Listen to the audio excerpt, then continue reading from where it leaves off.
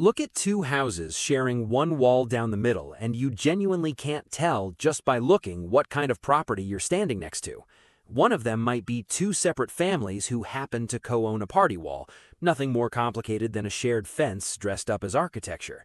The other is a financing instrument wearing a house as a disguise. Same brick, same mirrored floor plan on each side, built that way on purpose. The difference isn't in the wall, it's in a single line at the county recorder's office that says how many deeds this building actually has. That line is the entire story of a semi-detached duplex. The plan sounds almost too simple. Buy the building, move into one side, rent out the other. Let a stranger's rent check cover most of your mortgage while you build equity in a house you needed anyway. It's the version of real estate that shows up in every How I Bought My First Rental Property video. Cheap entry, a tenant already built in, one roof instead of two. But the bank approving that loan isn't lending on a rental property. It's lending on a house you swore in writing that you intend to live in. That promise, not the shared wall, not the second kitchen, not the rent roll, is the actual mechanism that makes the whole deal work. Here's the mechanism, stated plainly. Buy a two-unit building and tell a lender you're only there to collect rent, and that's an investment property loan.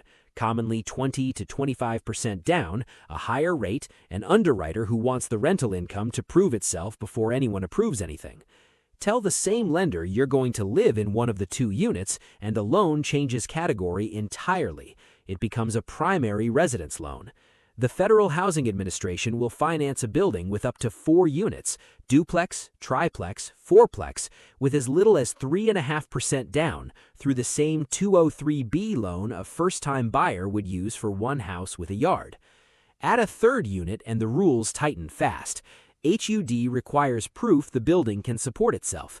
75% of the combined market rent, including the unit you live in, has to already cover the full mortgage payment before the loan is approved. A two-unit building skips that test completely. Nobody has to prove the math works in advance. You only have to promise to live there. At the closing table, there's a specific line the loan officer points to before you initial it, a sworn statement that you'll occupy the property as your primary residence within 60 days and stay at least a year. People hesitate there sometimes, pen held over the page a beat too long. Not because the sentence is complicated, but because it's the first moment the deal stops being a spreadsheet and starts being a signature. It's a federal certification, not a suggestion. Sign it and don't follow through, and you haven't made a clever investment move. You've committed mortgage fraud. Almost nobody does that on purpose. Most people just move in exactly like they said, live beside a renter for 12 months, and quietly treat the year as the price of the interest rate. Run one real example, a $340,000 semi-detached duplex. 3.5% down comes to roughly $11,900 out of pocket against something closer to $68,000 to $85,000 if the same building were financed as a pure investment property. HFA also charges its own insurance on top, 1.75% of the loan financed in up front, plus about 0.55% a year folded into the monthly payment. Put down less than 10%, and that annual charge doesn't cancel at 20% equity the way conventional mortgage insurance does. It rides along for the life of the loan unless you eventually refinance out of it. At current rates, 30-year fixed sitting around 6.5 to 6.7% this year, principal, interest, taxes, insurance, and mortgage insurance on that building land somewhere close to $2,800 a month. One unit, rented at a fairly typical $1,500, covers a little over half of that. You cover the remaining $1,300 to live in your own house. Investors use a rough gut check before digging into real numbers, the 1% rule. Combined monthly rent should land near 1% of the purchase price. On this building, that's $3,400. Two units at $1,500 each reach $3,000. On paper, before accounting for anything else, the deal is already a little tight, which is a very ordinary, very current problem. Prices climbed for years, rents didn't climb as fast. The gap between them is exactly what a higher rate environment punishes. There's a version of owning rental property that happens at a distance, a management company, an app, a lockbox, a tenant you might never actually meet. A semi-detached duplex is not that. Your tenant is the person whose alarm clock you can hear through the drywall at 6:40 on a weekday morning, the one you pass wheeling out the recycling on Tuesdays. When their water heater fails at 11 at night, it doesn't turn into a maintenance ticket sitting in a queue somewhere. They knock on your actual door. When rent is 4 days late, there's no automated notice from a property platform doing the uncomfortable part for you.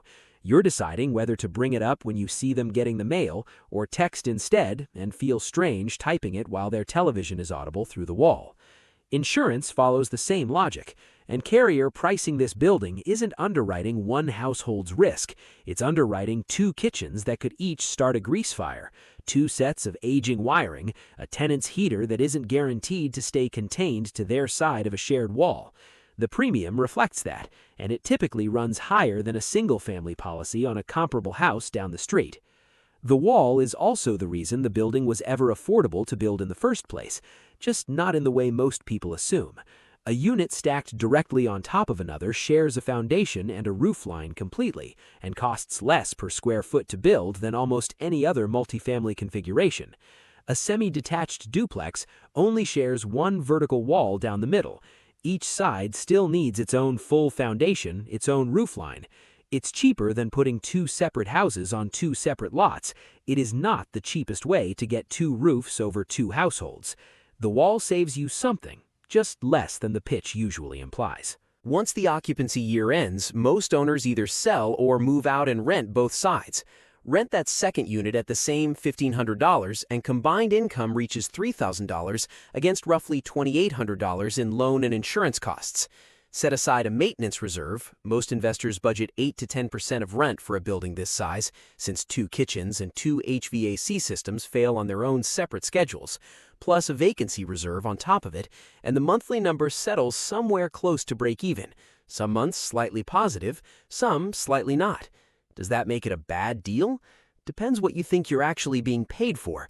Even at roughly break-even cash flow, a real slice of that monthly payment, a few $100s early in a 30-year loan, is quietly converting into equity instead of evaporating the way rent would somewhere else. Cash flow is only one of the returns here. It's just the one people notice first. Then a text arrives. 30-day notice. Nothing dramatic, no dispute, no damage. The tenant just took a job 2 towns over. Perfectly reasonable from where they're standing. Overnight, the math doesn't strain, it inverts. This is the part first-time owners rarely brace for. A semi-detached duplex only has 2 units, which means one vacancy isn't a dip in revenue. It's half the building's income, gone on a specific date, all at once. A 10-unit apartment building absorbs a vacant unit as a 10% hit and keeps functioning normally. A 50-unit building barely notices. A duplex owner covering a $2,800 payment alone out of pocket until someone new signs a lease notices immediately. That concentration is the real cost hiding in this kind of building, not a line item on any closing disclosure, the single fact that decides whether an ordinary bad month turns into a real problem. Here's a question worth asking before any of this math matters. Why aren't there more of these buildings? For most of the 20th century, the honest answer was zoning. Huge stretches of residential land in American cities and suburbs were zoned for exactly 1 house per lot.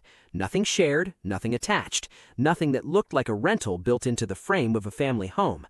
A semi-detached duplex wasn't just financially unusual in those places, it was flatly illegal to build. That started changing unevenly in the past several years. In 2019, Minneapolis became the first major American city to eliminate single-family-only zoning citywide, allowing up to 3 units on any residential lot without a special permit.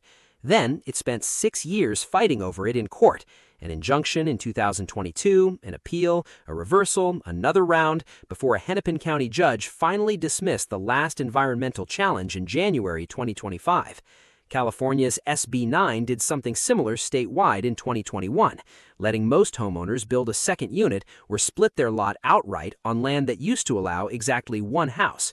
Both were sold as a duplex boom. Neither delivered one. In Minneapolis's first years under the new rules, only a couple dozen properties actually converted into duplexes and triplexes, a few dozen new units, not the wave that was promised. Most of the new housing that did get built landed in larger apartment buildings along commercial corridors instead, not scattered 2-unit conversions on quiet residential streets. Homeowners who tried to use the new rules often ran into a second layer that never made the headlines: design standards, setbacks, and parking requirements that plenty of cities quietly kept in place even after the zoning technically changed. On paper, the duplex became legal. On the actual permit application, it often still didn't fit. Early research on SB 9 found a similar gap. Modeling done before the law passed projected the potential for over 700,000 new California homes. The applications that actually showed up in year one were a small fraction of ordinary annual home construction in a single city like Los Angeles or San Diego, which says something the wall never could on its own. Zoning was never the deepest obstacle here. It was just the most visible one. Beneath it sits the same financing and construction math this whole video has been walking through, and legalizing a building doesn't automatically make it pencil. Philadelphia never had to fight that particular battle. The semi-detached house, locally called a twin, has been a part of its housing stock since the 1850s, built in real numbers until the GI Bill sent post-war development chasing fully detached homes in the suburbs. But walk down a street of Philadelphia twins today, and you're mostly looking at two completely separate houses that happen to lean on each other. Two deeds, two owners, two mortgages, a party wall agreement instead of a lease. Same wall as the building this entire video has been describing. Almost none of the same economics living inside it. Eventually, most owners sell, and the same math that made the building cheap to buy is exactly what makes it slower to move. A buyer shopping with a conventional mortgage wants a house, not a house with a tenant already attached to it, a shared meter, a lease that survives the closing. That narrows the buyer pool mostly down to other investors, and investors don't fall in love with crown molding. They run the numbers. An appraiser valuing the building leans heavily on the income it produces, nearly as much as on what comparable houses down the street recently sold for, which means a semi-detached duplex rarely catches the kind of bidding war appreciation a plain single-family home 2 doors down might land in a hot market. The tax code splits the building like the wall does. Sell a single-family home you've lived in for 2 of the last 5 years, and up to $250,000 of the gain, $500,000 if you're married filing jointly, comes off completely tax-free under Section 121. Sell this building, and only the owner-occupied side qualifies. The rental unit's share of the gain gets taxed as investment property, no exclusion, and any depreciation claimed on that side over the years gets recaptured and taxed on top of it. Even the IRS treats the two halves of this house as 2 different assets. It just never bothered building a wall to say so. Most property management companies won't even take the assignment. Managing 2 units doesn't clear their minimum fee the way 20 units would. So a lot of small owners end up self-managing by default, not by philosophy, but because nobody else wants the job at that scale. Which loops right back to the wall, and the tenant on the other side of it, and the text messages about the water heater. The owners who do well with these buildings tend to treat the first 12 months less like a home and more like an audit, tracking exactly what the building costs against what they assumed going in, before making a second decision. Some sell once the year is up, some hold it and let it run as a long-term rental, and some do something more specific. They move again in year 2, buy a second primary residence with another round of low down payment financing, and let the first building convert fully into a rental behind them. Repeat that 3 or 4 times over a decade, and you're not managing one small building anymore. You've built something close to a real portfolio, financed one primary residence at a time, because you were never applying for 6 units of investment property. You were only ever applying to buy a house to live in, 4 separate times. So, go back to the wall. 11 inches of brick, drywall, insulation. Nothing structurally remarkable about it. It was never the reason any of this worked. The reason was 3.5%, a signature promising you'd actually live there, and one sentence buried in federal housing policy that treats a 2-unit building exactly like a single starter home, as long as you're standing inside it. Take that signature away, and a semi-detached duplex is just an oddly shaped, harder-to-sell house that happens to come with a built-in stranger.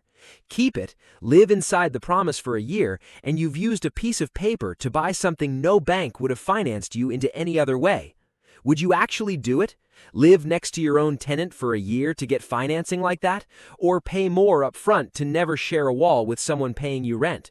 I genuinely want to know which way you'd go and why in the comments. And if you want the next one of these pulled apart the same way, where the money actually goes and what the building is really doing underneath the price tag, subscribe. There's another one worth taking apart next.